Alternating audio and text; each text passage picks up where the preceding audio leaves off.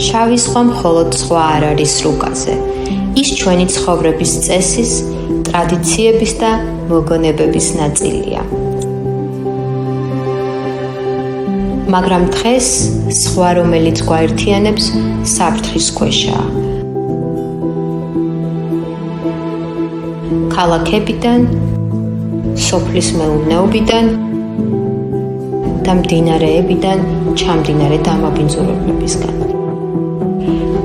დაბინძურება ყოველთვის შესამჩნევი არ არის. სანამ უკვე გვიანი არაა. ჩვენს მეზობელ ქვეყნებთან ერთად საქართველო დაიცავს შავ ზღვას. ერთად ჩვენ ვიპოვით ახალ და მდგრად გზებს, რომ დავიცვათ ის, რაც გვიყვარს. რადგან თუ ჩვენ არ დავიცავთ ჩვენ ზღვას, სხვა არავინ დაიცავს მას.